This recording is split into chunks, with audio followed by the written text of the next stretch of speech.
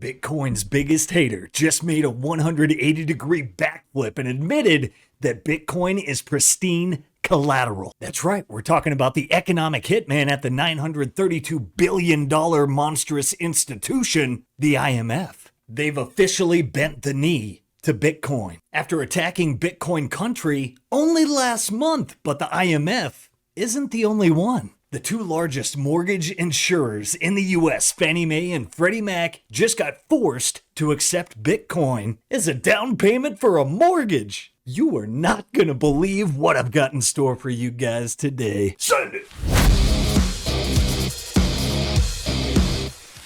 Like I said, you're not gonna believe this. And no, I'm not jocking your pull strap. The IMF just basically admitted that Bitcoin is pristine collateral. The bullishness of this cannot be understated. That's right, the economic hitmen at the IMF now classify Bitcoin as a capital asset, categorized as a non-produced, non-financial asset like land or gold. They even cited Bitcoin's decentralized nature and lack of issuer, distinct from stablecoins, which are treated as financial instruments. And not only has the IMF bent the knee, but so has Fannie Mae and Freddie Mac. Breaking! After significant studying and in keeping with President Trump's vision to make the United States the, quote, crypto capital of the world, today I ordered the great Fannie Mae and Freddie Mac to prepare their businesses to mount cryptocurrency as an asset for a mortgage. So ordered. This is Bitcoin going absolutely mainstream and being ingrained into the financial system. It was foretold, and not by this. That's right, it was foretold by friend of the program, CJ Constantinos. But yeah, it's always built around Bitcoin as pristine collateral. And you know, a lot of people ask me, they're like, why do you call it pristine collateral, CJ? Well, when you look back at where we came from and you go way back, even to the free banking era where gold was that collateral, it was literally the collateral asset backing the paper liabilities circulating in the economy. Well, gold was not that good of a collateral. But then when it came to settlement, when it came to security, bringing it across, sometimes it would cost more to settle and secure the gold than it would to borrow against it and the interest that you are borrowing. So it was a bad collateral. And these cash equivalents, these U.S. Treasury bill, note, and bonds, and other types of paper debt became a much easier form of settlement because it was all about a centralized system. Parties trusted each other within that system. So here comes along Bitcoin, and we get the best of both worlds. We upgrade the hardness of gold to absolute digital scarcity. And then we upgrade this T+2, T+3 settlement system that we see with cash equivalents to 10-minute block times and transaction finality. So you literally get the best of both gold and U.S. Treasuries into this hybrid collateral, which qualifies it, in my opinion, as a pristine collateral, 24/7, 365 liquid asset that can be defaulted on within 10 minutes with a 100% recovery rate and a 10-minute return time. No other collateral in the world offers that. And that's what makes Bitcoin a pristine collateral. And that's why we call our products Bitcoin-powered finance, because without Bitcoin, it's just regular finance. Now let's get to our next major bullish item. The Fed has officially been exposed, and a replacement is coming. Principal economist. Right now I'm preparing for something. I'm going to do a talk to the Fed board. Meet Jerome. He's a principal economist working inside the Federal Reserve. So you write speeches for Powell? Yeah, like for certain paragraphs. I'm just really worried that I'm saying stuff like stuff that's classified. Do you deal with classified stuff? It's all classified, right? Quote, it's all classified. It's all classified. Trump is a crazy person. It's very clear. I mean, he's a dumb guy. Does he hate Trump? Is the feeling neutral? Yeah, of course. Okay. Yeah. And Trump was president. He wanted to stimulate the economy. Right. But he wouldn't do it. And he started raising interest rates, doing the opposite that Trump wanted. So, I mean, so the feeling is this, that like, we don't want Trump to be in government. Right. Aurel Gizmo, principal economist with the Federal Reserve, says Jerome Powell wants to go down in history as someone who, quote, held the line against Donald Trump, unquote. He's doing it for the legacy. He wants to be remembered in history as somebody who held the line against like Trump and like somebody who like helped the economy. So he wants to preserve his legacy. as a someone, savior.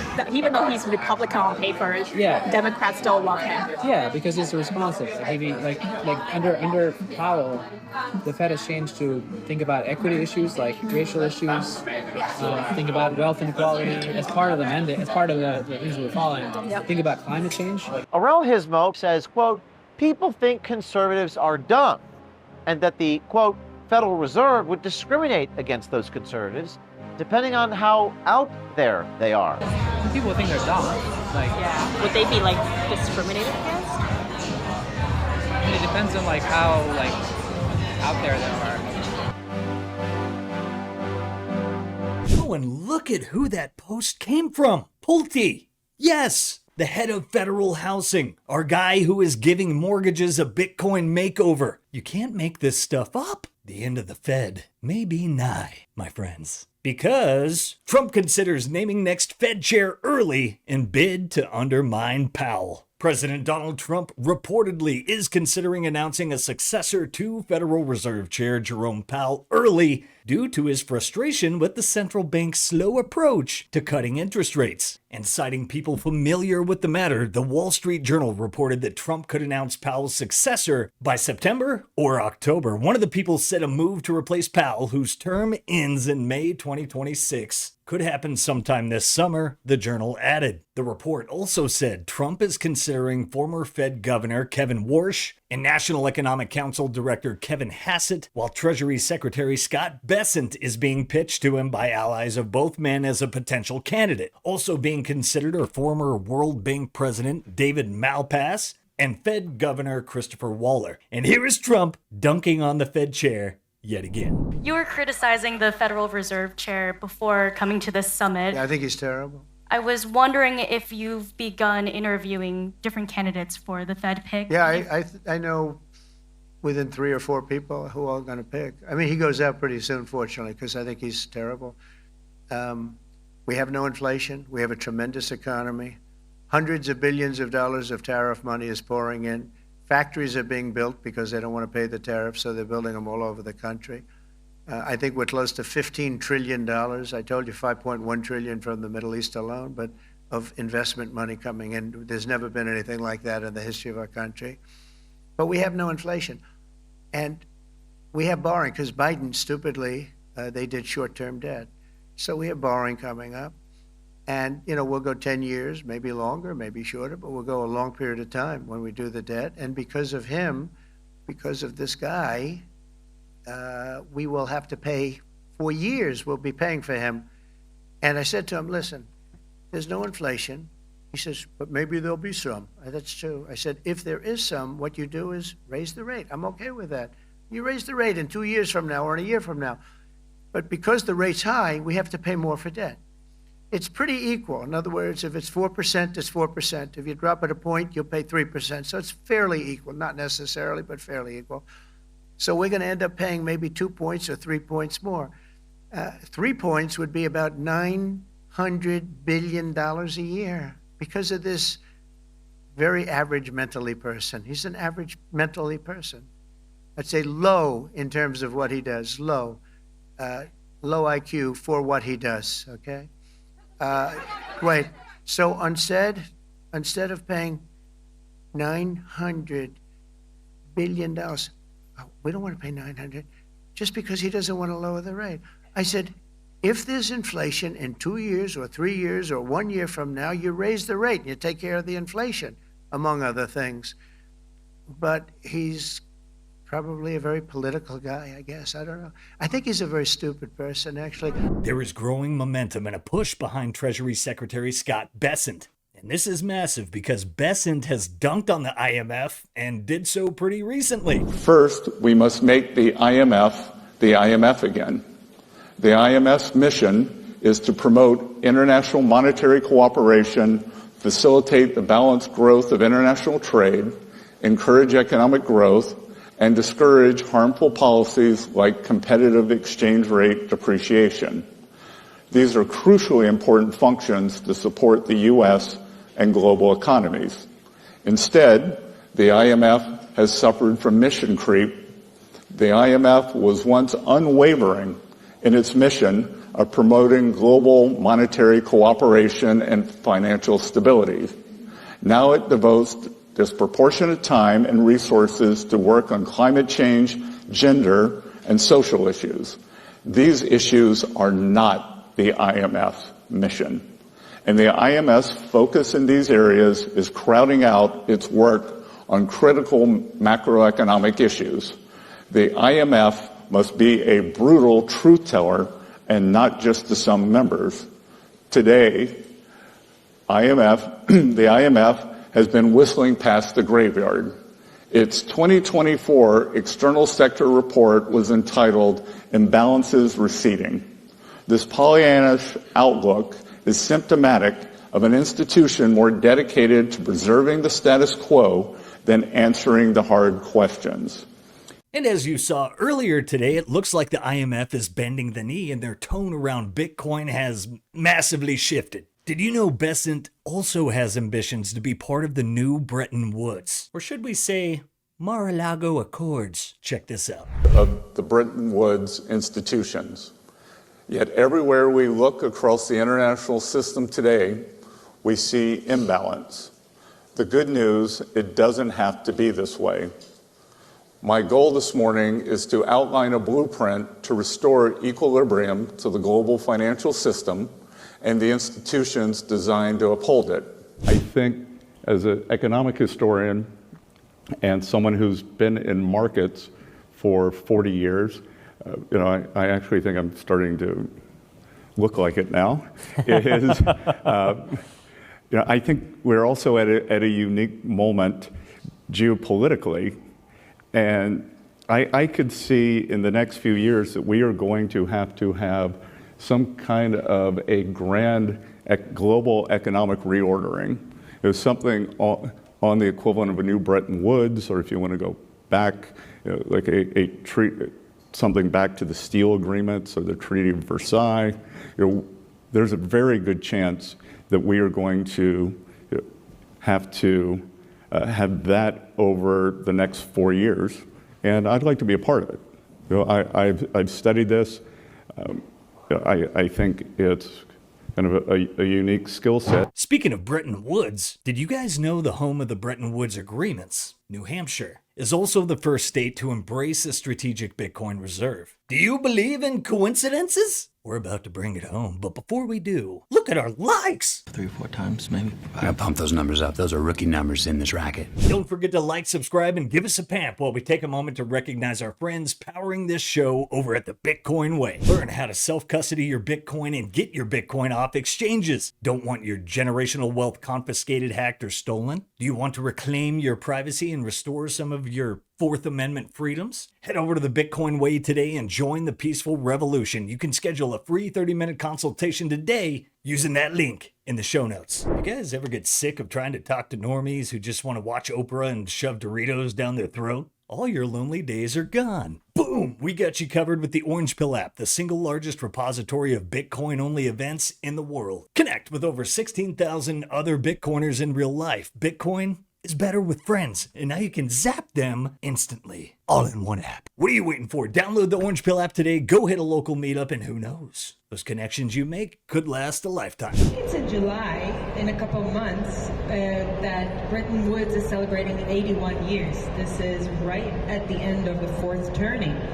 And Bretton Woods took part in New Hampshire.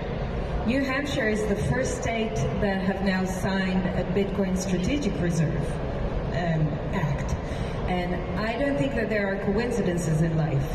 I think what we are seeing right now is the next Bretton Woods, the Bretton Woods 2.0. You know, the fact that it's starting in New Hampshire is really symbolic, but the fact that back then Bretton Woods was supposed to be the solution and a new world order after the world wars that the world experienced. And these days, what are we experiencing again? Wars, turbulence, crises. We're at that end of the fourth turning, so we are looking at creating a new world order again. and to be more precise, a new monetary system that is really the oxygen of how the world works. And so we're at that beginning of that process. I don't know if the beginning, maybe the middle. I think by the end of the decade, we're going to see a new monetary order in place. The next few years are going to be critical. We're going to talk about that more in the panel.